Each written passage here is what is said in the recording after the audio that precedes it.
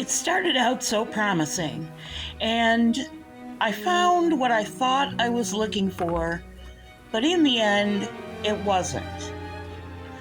Today is day 7 and 11, Stitch and Eclectic in the Junk Journal January Challenge.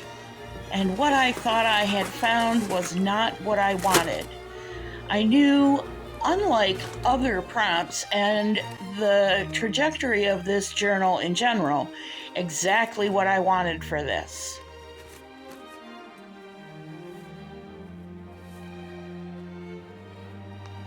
Where it was is another story. I looked and looked and looked for these pieces of crazy quilt-like patchwork squares. And honestly, I forgot they were squares, and they're way too big. Not only that, even though they're unfinished, I'm very reluctant to cut into them for one piece of embroidery. But, ta-da! There it is. There's the one I wanted, and that's the part I wanted.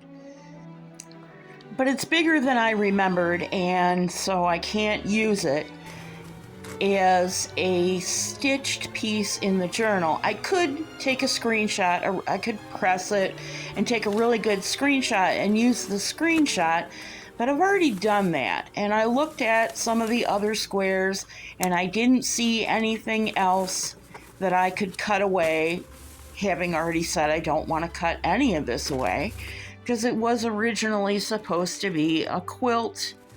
And so in the end, I decided that I would leave those squares as is, and I went rooting around in all the things from that 2014 era that I had finally uncovered, being packed away now for 7 years, more than 7 years.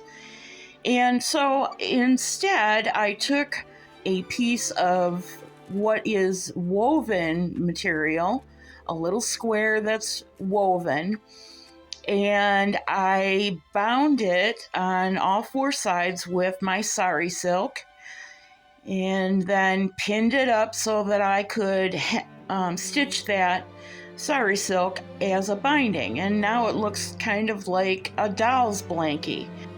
It still has the raw edges, and that'll fray eventually. I might even throw it in the washer and let it fray. But eventually it will become a pocket somewhere in this Junk Journal January challenge. And there is where I am trying it for size, just to see if it's going to even fit for the height of the book. And it does, but you'll have to wait a day or two until you see where I put it, because at this point, I'm not sure where it's going. What I am sure of is the next time you see me, I will be doing prompt number 10 and prompt number 12, layered and torn edges. And I am absolutely sure what I am doing for that prompt. This is a pretty short episode, but I have just enough time to remind you that these challenges, prompt driven every day for the month of January, are sponsored by Meg Journals and GetMessyArt.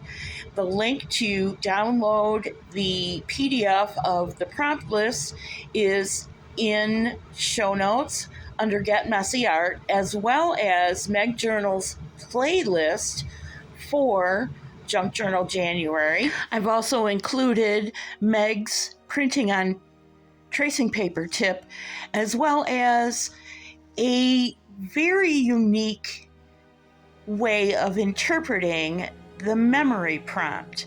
So those links in show notes might change from time to time. I might put a link in show notes to another artist who has done something that impressed me, and I think you might enjoy. I'm half tempted to rename this from Junk Journal January to Junk Journal Cliffhanger, but that's probably not appropriate. Thanks for joining me. God bless you. See you real soon.